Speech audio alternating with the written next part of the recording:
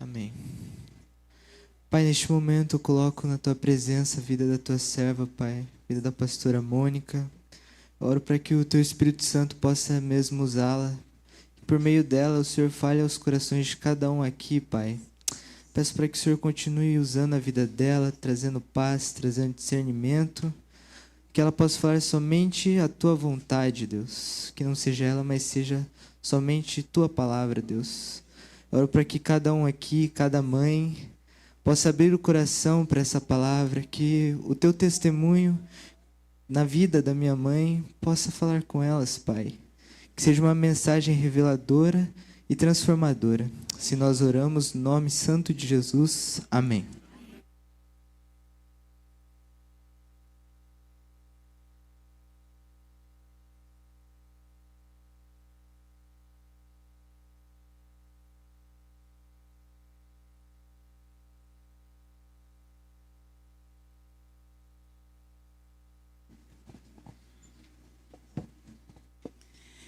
Estive ausente domingo passado e a gente fica um domingo sem se ver, parece uma eternidade, né?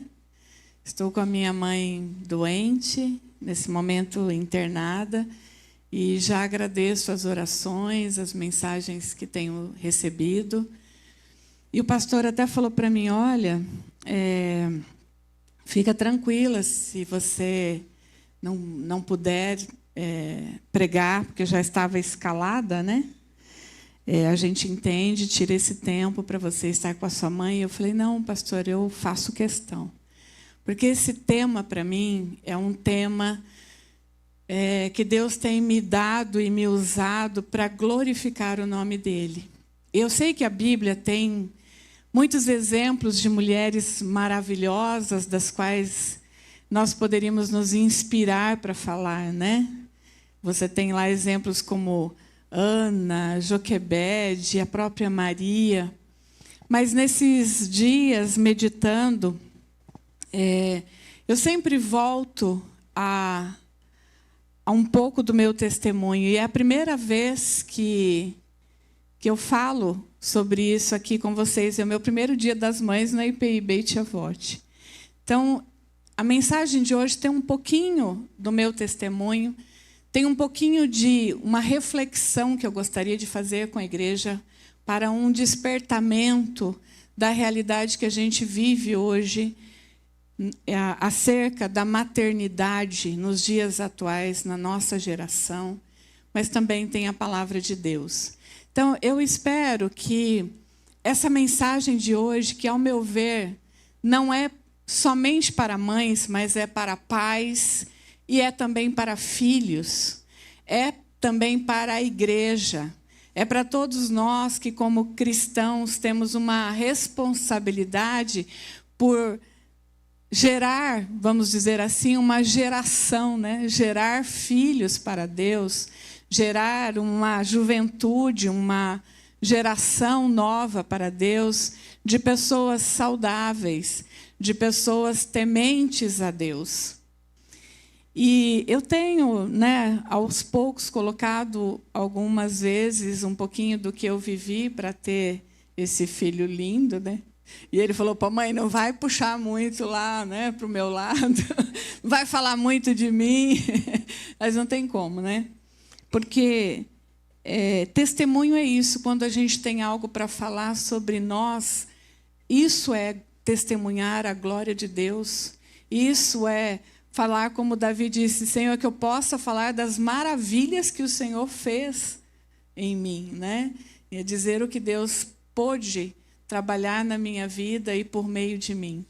Então, alguns de vocês já sabem que eu perdi 2 bebês, e os 2 bebês eram meninos, e os 2 eu gerei até os 5 meses de gestação. O primeiro deles aqui no Brasil, e tinha plano de saúde e tudo mais, e não tinha diagnóstico. Mas aos 5 meses eu comecei a entrar em trabalho de parto, e foi quase que uma negligência médica. eu perdi esse bebê na Santa Casa aqui de Londrina.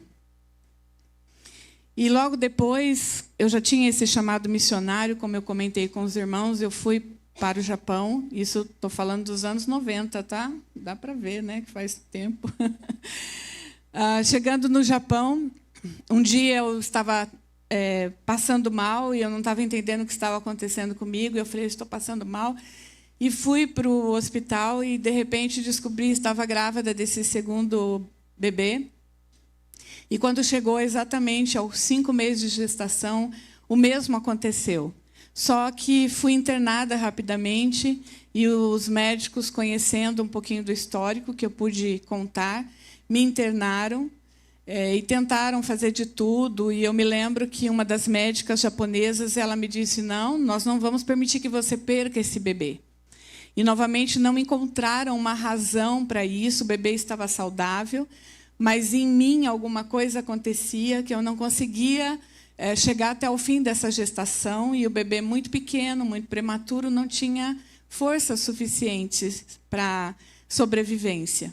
E eu perdi esse segundo menino. E eu sempre tive vontade de ter um menino, né? E quando chegou pela terceira vez, agora já nos anos 2000, eu estava no Japão também, e da mesma maneira, foi assim de forma inesperada, porque a gente não planejava, a gente deixava na esperança de Deus nos conceder. E sempre orando e buscando do Senhor alimentar a nossa fé e a nossa esperança. Mas nas 2 gravidez tem algo interessante que eu preciso contar. Que aqui mesmo em Londrina, quando eu estava no hospital, chorando a minha dor, no mesmo quarto que eu, havia uma menina de 14 anos que tinha ganhado o seu bebê perfeito com 9 meses. Só que a dor dela é que o seu namorado não queria saber da criança e o seu pai tinha expulsado ela de casa. Enquanto eu chorava a dor de perder um bebê, e eu lembro da enfermeira falando, cochichando com a outra, dizendo assim, mas vai deixar ela aqui no quarto e a outra vai estar amamentando e cuidando. E eu não tinha nem forças para dizer qualquer coisa, e elas decidiram, por assim, me colocar num cantinho, puxaram uma cortina lá, como se dissesse, deixa ela quieta, e depois a gente decide. E quando eu pude ali falar alguma coisa, eu falei, não, pode deixar eu aqui. E eu pude falar de Jesus para aquela adolescente. Mas eu ainda não entendia o que Deus queria fazer ou podia fazer. A mesma coisa aconteceu quando eu estava, de novo, perdendo meu segundo filho no Japão. Mesmo com dificuldade para falar com o japonês, eu passei pela mesma experiência de poder testemunhar dentro de um hospital o que Deus podia fazer, que era consolar os corações. E era, apesar de, no meio do sofrimento, encontrar alguma esperança. E quando chegou a terceira gravidez, então, eu passei 7 meses dentro do hospital. Literalmente morei dentro do hospital. Eu passei 2 meses dentro de uma UTI. E eu separei umas fotinhas, que a Lorena vai pôr aí para a gente. Essas são enfermeiras, esse é um dos médicos. Eu era mais morena, né, gente? E mais magrinha também. Olha a Lércia. As enfermeiras. E aqui, então, quando eu estava morando dentro do hospital, aqui já a barriga grande, aqui já quando o Kim nasceu, só para vocês, por curiosidade. Volta um pouquinho só a foto anterior, por gentileza. Consegue? Essa foi a médica também que cuidou da gente, as enfermeiras. Pode passar. Essa era a chefe da UTI, aqui depois já com quem... Aqui nós fizemos um culto de ação de graças, onde a gente apresentou. Acabou? Então faltou uma foto, que seria mais uma foto desse culto, onde nesse culto de ação de graças, 3 dessas enfermeiras aceitaram a Cristo. Nós pudemos, nesse culto, glorificar o nome do Senhor, e num determinado momento nós dissemos, olha, Esse é o nosso Deus em quem nós cremos. E se você quer vivenciar uma experiência com esse Deus, você pode se levantar e erguer as suas mãos. E elas estavam presentes nesse culto de uma igreja brasileira, na verdade, a nossa igreja no Japão. E essa mocinha, ela traduzia em japonês para nós. E durante esse tempo no hospital, havia só eu de brasileiras. Nesse hospital da Cruz Vermelha, em Nagoya, eu fui como que um objeto de estudo, vamos dizer assim. Nesse tempo, passaram muitos estudantes estrangeiros por lá, de várias localidades do mundo, e eles iam, né, conversar e fazer perguntas para entender o meu caso e saber por que eu estava lá. E elas vinham tentar conversar e proporcionar alguma coisa para facilitar meu dia a dia. E eu passei Natal e Ano Novo. E na minha ficha tinha que eu era cristã, né, a religião. E elas, no Natal, me perguntaram, você quer que a gente faça alguma coisa para esse dia ser especial para você? Eu falei, quero. Tocava uma musiquinha ambiente quando chegava o amanhecer. Era uma música instrumental. Mas só um sonzinho lá, acho que acordava, né? E botava aquele disco que rodava, desde que eu estava lá, o mesmo disco. E eu falei, pode mudar o disco e botar uma musiquinha para alegrar? E dei um disco gospel para elas, em japonês, inglês e português. Pois tocou aquele disco por mais de um mês. Entrava turno, saía turno. Ali haviam mulheres que... Vocês sabem, grávidas que têm problema de pressão alta, coração, mulheres em risco, né? E do lado a UTI neonatal de bebês que nasciam com 5 meses, 6 meses, bebês que já nasciam também com problemas sérios, que precisavam ser cuidados e tratados. Então, era uma UTI de mães e bebês que precisavam ser bem cuidados. E eu me lembro de uma dessas enfermeiras que via o Laércio cuidando de mim, penteando meu cabelo, cuidando do meu rosto, fazendo massagem nas minhas pernas. E ela estava noiva. E ela disse assim, olha, eu estou noiva, e eu vendo o marido cuidar de você, tudo o que eu tenho pedido. Não sei para qual Deus, né? Mas ela dizia, tudo que eu tenho pedido é que meu marido pudesse ser igual ao seu. E então eu disse, olha, eu vou pedir para o meu Deus para que o seu marido seja assim. Você quer conhecer meu Deus? Então, depois ela estava lá naquele culto, conhecendo meu Deus. Então, queridos, é para mim um privilégio poder falar da maternidade. E ao falar da maternidade, ao falar do Dia das Mães, eu quero falar também que eu vejo hoje um mundo querendo distorcer essa questão da maternidade. E eu vivi nesse país por 15 anos, onde as meninas não querem ser mães. Por muito tempo, as mulheres foram, naquele país, subjugadas, né? Foram muito colocadas como... diminuídas até como mulheres. Então, hoje, as meninas japonesas não querem nem saber de ser mulheres. O país está fazendo um enorme esforço para tentar gerar filhos naquele país. Mas isso é uma realidade em muitos países. As meninas estão sendo levadas a valorizar o corpo, valorizar a profissão. E aí você vê mulheres, né, jogando as crianças fora, a maternidade fora, e mulheres que não têm nenhuma paciência com seus filhos. E é muito frequente eu aconselhar mulheres que chegam e falam, eu não tenho paciência com meu filho. E deixa o filho largado na televisão, e deixa o filho largado à própria sorte. Uma mãe que falou comigo outro dia, falou, meu filho estava chorando, peguei um copo de água, joguei na cara dele. Sabe quantos anos a criança? 2 aninhos. Então, que nessa manhã, essa palavra nos restaure como mães, essa palavra nos restaure como igreja, essa palavra nos mostre que Deus, Ele tem um papel especial na maternidade. Vamos caminhar, então, um pouquinho nessa palavra, marcas de uma mãe. Você pode abrir sua Bíblia em Efésios, estamos estudando Efésios, e o texto que eu vou ler nessa abertura? Efésios capítulo 6. Honre o seu pai e a sua mãe, que é o primeiro mandamento com promessa para que tudo corra bem com você e você tenha uma longa vida sobre a terra. Nós temos aprendido em Efésios, e aqui ainda vai ser abordado o capítulo 6, mas Paulo, ele está dando uma série de orientações e ele faz um lembrete. Ele recorda esse mandamento em que Deus, e é o primeiro mandamento em que Deus coloca uma promessa. Ele diz: honra o seu pai, honra a sua mãe, e se você assim o fizer, você vai ter longos dias sobre a face da terra. Deus dá uma promessa em que, à medida em que nós honramos a nossa mãe, à medida em que nós honramos o nosso pai, nós também ganhamos longevidade. Olha só. O ser humano não está procurando longevidade?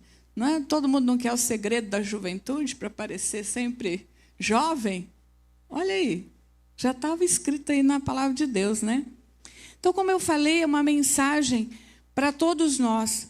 E antes de nós aprofundarmos um pouquinho no texto, eu falei que ia ser testemunho, falei que ia ser reflexão e falei que ia ser palavra de Deus. Então, olha a reflexão que eu quero trazer sobre a honra.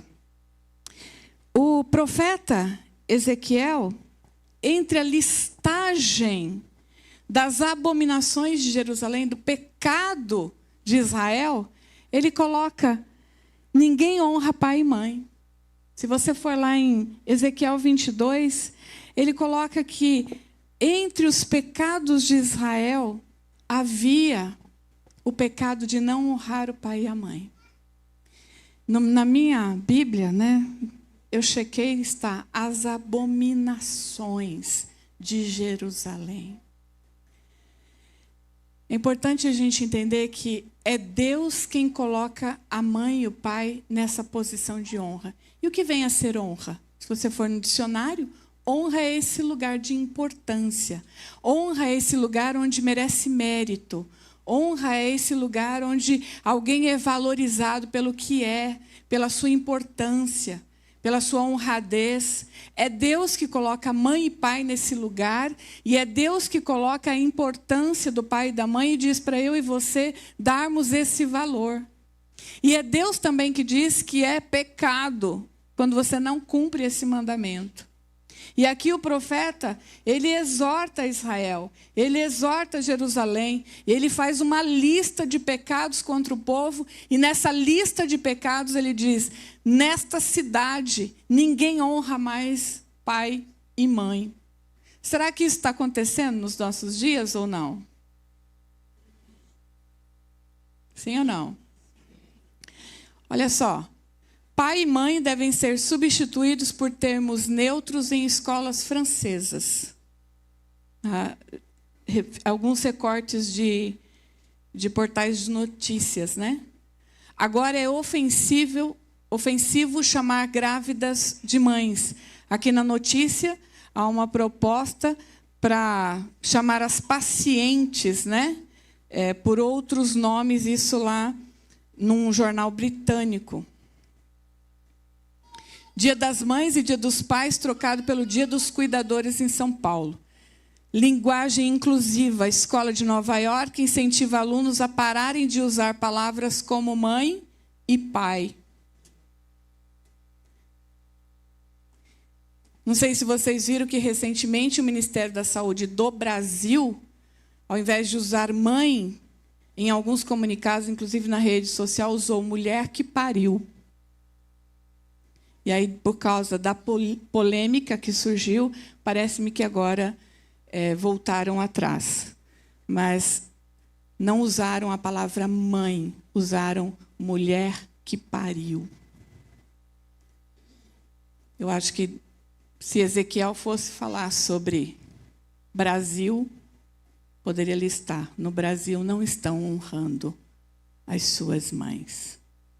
Não estão colocando no lugar de importância. E aí você vai dizer: mas é só uma palavra. Será que é só uma palavra?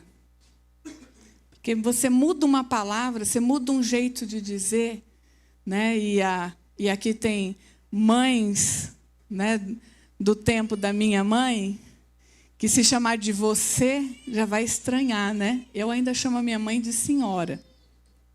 E aí já me perguntaram, mas você deixa o seu filho chamar você de você? Ele me chama de você. Só que não é o você que faz a diferença. É a autoridade com que eu e ele nos relacionamos. Ele pode me chamar de você, mas esse você não nos iguala na autoridade.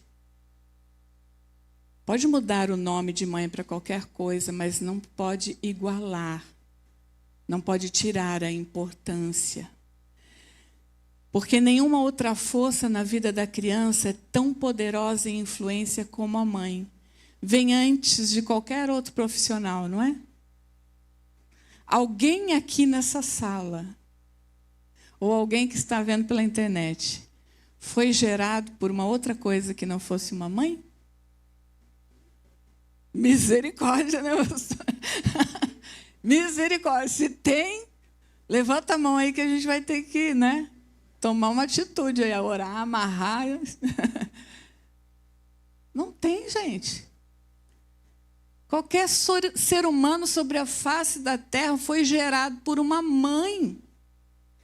E essa mãe, ela tem o poder de influenciar, de cuidar, de educar. E tem uma frase até que eu anotei aqui, famosa, de Napoleão. Ele diz: o destino de uma nação está, na verdade, nas mãos de uma mãe. Muitos homens famosos, muitos intelectuais, muitos gênios foram antes influenciados, educados, cuidados por uma mãe. Mães têm o poder de influenciar para o bem ou para o mal.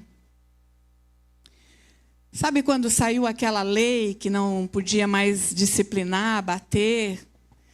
Muita gente se revoltou, muitos cristãos foram contra. Eu, como jornalista, na época, fiz uma reportagem sobre isso. O que pouca gente sabe é que essa lei foi pautada em estatísticas. E as estatísticas mostram que a grande maioria das nossas crianças são violentadas, abusadas por pessoas da própria família. São pais, são mães, são tios, são irmãos, são primos. As nossas crianças não estão sendo muitas vezes protegidas. As nossas mães têm esse lugar de importância, mas muitas vezes as nossas mães estão sendo negligentes. É por isso que eu falei que seria uma reflexão sobre a nossa maternidade nos dias atuais. Às vezes nós estamos levantando bandeiras ou criticando um discurso, né? Um discurso político, um discurso que é como esse, contrário a usar palavras, mas e quanto à postura? A postura, às vezes, das próprias mães do dia de hoje. As posturas das mães modernas, né? Das novas mães, dessas meninas que não sabem cuidar. Há pouco tempo, uma mãe me chamou e falou assim: me ajuda, porque eu não sei o que fazer. Na verdade, quem está cuidando do meu neto sou eu. A minha filha mal sabe cuidar de si mesma. Eu falo: me desculpa, minha querida, mas quem cuidou da sua filha? Quem cuidou da sua filha? Quem ensinou a sua filha? Essa mãe protegeu tanto essa filha. Essa mãe deixou de ensinar coisas primárias para essa filha. E agora ela está vendo que essa filha não é capaz de criar o próprio filho e ela não sabe o que fazer.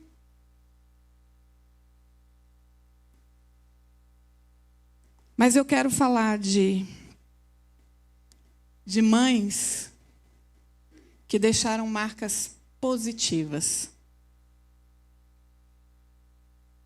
Paulo, escrevendo a Timóteo, isso está em 2 Timóteo capítulo 1, verso 5. Lembro da sua fé sem fingimento, a mesma que primeiramente habitou em sua avó Lóide e em sua mãe Eunice, e estou certo que habita também em você. Timóteo, a Bíblia mostra que ele era um jovem líder, né? Um dos personagens assim bastante conhecidos no Novo Testamento. 2 cartas de Paulo são endereçadas a ele. E Paulo faz várias referências a Timóteo em outros livros do Novo Testamento. Em Coríntios, em Filipenses, vai aparecer também a figura de Timóteo. Paulo tinha um cuidado especial com esse jovem, e esse jovem é tido para Timóteo como filho. Paulo fala sobre isso. É um filho para mim. Timóteo recebeu dons e autoridade para o exercício do ministério. Lá em 1 Timóteo, capítulo 4, verso 14, diz isso: não te faças negligente com o dom que há em ti, que te foi concedido, né? Então, ele recebeu dons para o exercício do ministério. Timóteo se tornou um exemplo não apenas dentro da comunidade que era membro, mas da sociedade que fazia parte. E é interessante que Paulo faz um conselho para ele: olha, não deixe ninguém te diminuir, vamos dizer assim, porque você é jovem. Porque você tem dons, você tem capacidade, você tem uma fé genuína, uma fé sincera. Você tem todo o potencial, você tem a autoridade que Deus te concedeu, você tem tudo para exercer o ministério. Você está no lugar certo, fazendo a coisa certa, e não é porque você é jovem. Porque naquela época a comunidade valorizava muito os anciãos, né? A experiência. Então, de repente, vem um jovem agora liderar a igreja, e Paulo está dizendo: você tem tudo, Timóteo. Você é o cara certo, no lugar certo, com todo o potencial para cuidar dessa igreja.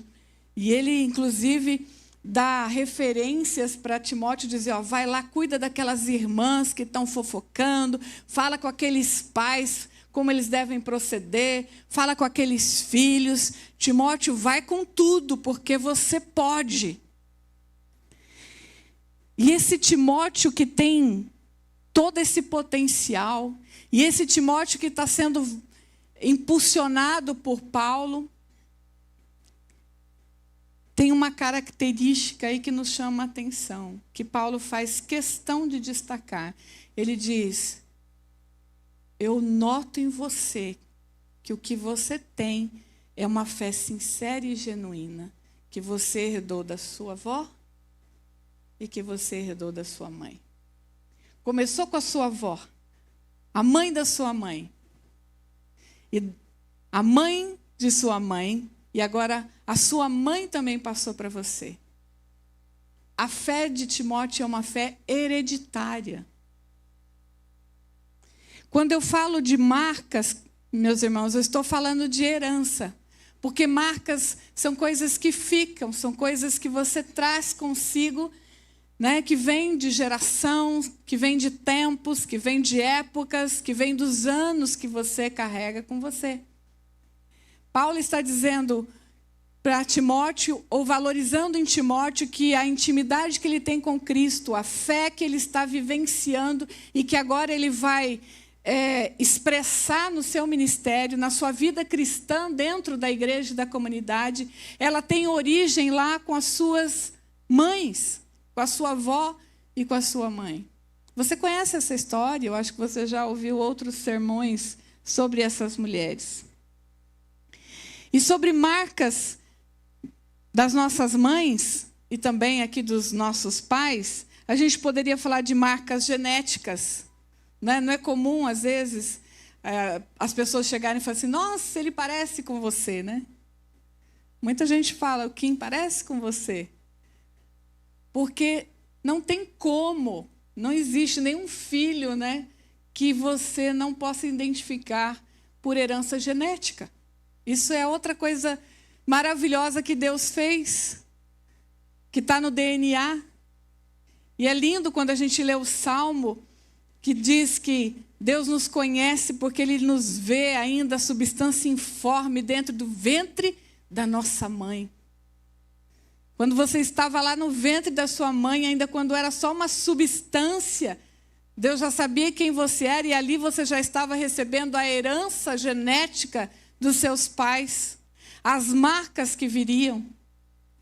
Na última capacitação, na última especialização que eu fiz de neurociências, eu fiquei muito impressionada, porque eu percebi, né, segundo estudos científicos, que você não herda somente traços físicos, mas você herda também traços emocionais, você herda também traços de personalidade e você herda também traços de psicologia ou da psique. Você pode herdar traumas. Já pensou? Às vezes tem coisas que você está vivenciando no seu dia a dia, você pensa, meu Deus, de onde vem isso? Você já se pegou rindo assim, que nem sua mãe? Eu já. Você já se pegou fazendo alguma coisa que você, de repente, odiava na sua mãe? Que você faz igualzinho, Maria Júlia. Olha, ela estava fazendo assim, ó, porque acontece. Às vezes nem é essa herança que a gente quer, mas são marcas da nossa mãe. Qual é outra herança, qual é outra marca que as nossas mães, os nossos pais, ou que nós queremos deixar para os nossos filhos? Herança material. Por quê? Isso está estabelecido por lei, né? Quem é o primeiro beneficiário? Quem é da jurídica aqui? É filho. Primeiro beneficiário da herança é filho. E olha que interessante, em 2 Coríntios 12, 14, Paulo diz assim, não devem os filhos entesourar para os pais, mas os pais para os filhos. E hoje em dia tem uma geração de filhos sugando os pais e sugando até a avós. Conhecem gente assim? Conhecem, né? Mas deveria ser o contrário. Herança moral e intelectual. Quando perguntamos para pais ou mães, por que trabalham tanto? Ah, pelos meus filhos. Mas será que essa é a verdadeira herança? Será que essa é a herança mais valiosa? A gente trabalha porque a gente quer pagar aula de música, aula de inglês, porque quer dar uma educação melhor. E a gente vai dando essas desculpas, porque nós queremos dar a eles herança moral e intelectual, e isso é importante. Mas a mais valiosa herança é a herança espiritual. Amém. Fale um amém bem forte mesmo. Amém. A herança espiritual. Lloyd e Eunice deixaram Timóteo com um caráter pronto. Porque naquele tempo, a vida espiritual era passada desde lá do Antigo Testamento de forma oral. Lá em Provérbios, capítulo 4, diz assim, quando eu era pequeno, tenro, na presença do meu pai e na presença da minha mãe, então eles me ensinavam. Olha como essa cena já não é realidade nos nossos dias. Se eu fosse perguntar aqui, quando foi a última vez que você se sentou e chamou seu filho à sua presença e lhe ensinou, lhe contou qualquer historinha sobre Davi, sobre Daniel,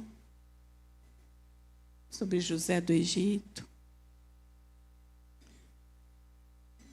Em uma semana, não, em um mês, quanto tempo você se dedicou para fazer um cultinho doméstico, ensinar um corinho para um filho, para um neto? Percebe como nós precisamos restaurar a nossa maternidade? A fé de Timóteo era alicerçada na estrutura de suas mães, na estrutura da sua família. na estrutura de mulheres que eram tementes a Deus. E quando nós falamos de mães, não falamos só de mães biológicas, né?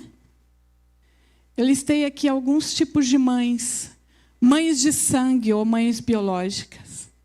Nós temos o exemplo de Joquebede, que foi a mãe biológica de Moisés. E que naquele momento amou tanto o seu filho, que para salvá-lo, abriu mão de estar com ele. E colocou ele no cestinho, né? E ele foi rio abaixo. Mas aí uma mãe de coração encontrou aquele menino, amou só de vê-lo ali naquele cesto chorando e o criou como se fosse seu. Agora, olha que curioso, eu fiquei pensando, para quem Deus deu esse mandamento, honra pai e mãe? Para quem, gente? Para vocês esqueceram? Para quem? Para Moisés, não foi?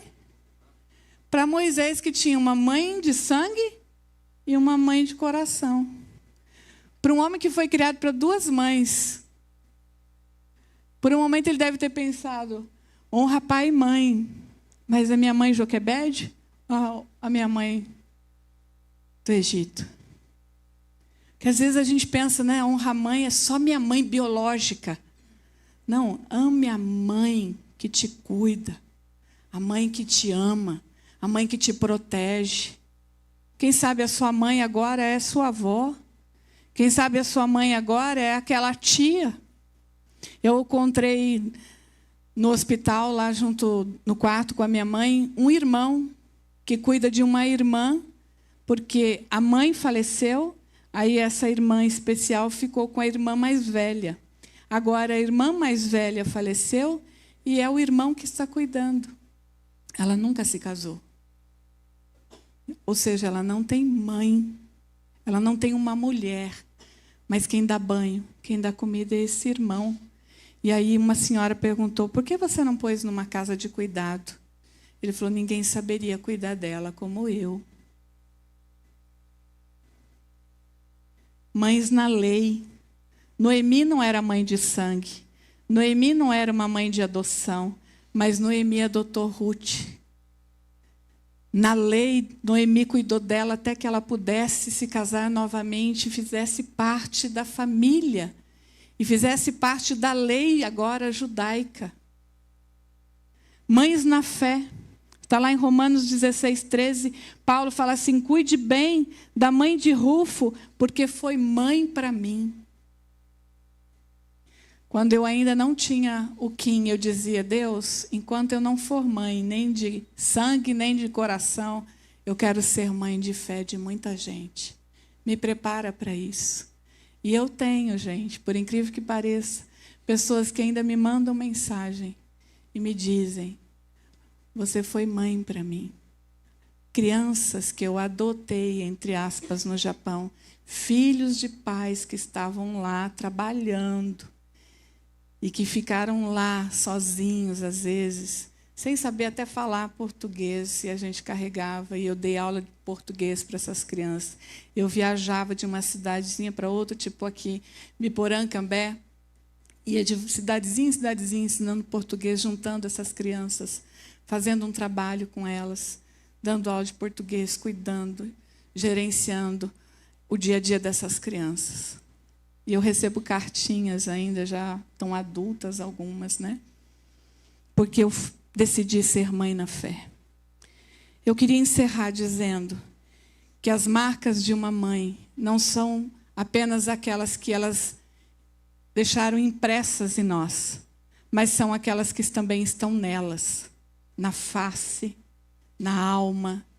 Então, que esse dia seja um dia para você olhar também para sua mãe, para sua avó, e perceber as marcas que elas carregam, as marcas que elas passaram, as marcas que elas deixaram, mas as marcas que elas carregam.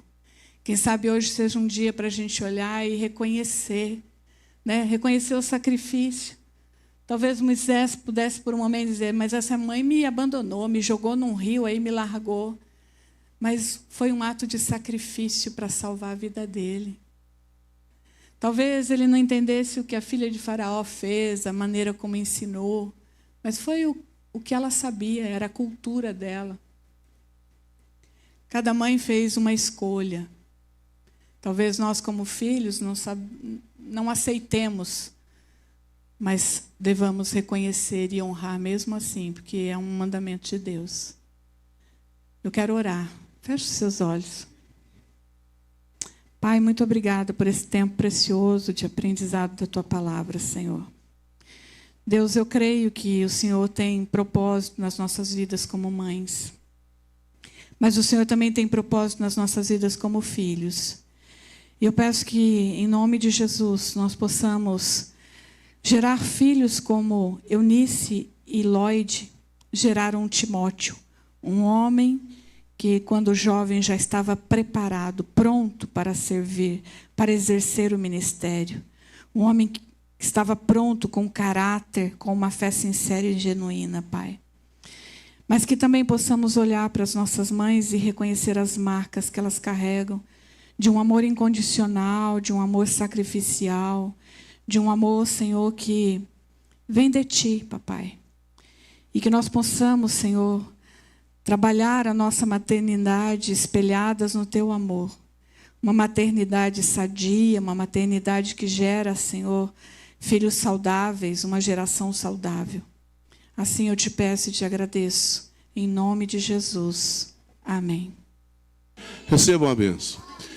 O grande e maravilhoso amor de Deus, a graça do nosso Senhor e Salvador Jesus Cristo, o consolo, o ensino e a unção do Espírito Santo esteja sobre a sua vida, sobre a sua casa e sobre todo o povo de Deus espalhado pela face da terra, hoje e para sempre. Amém. Não esqueça de abençoar e abraçar as mães.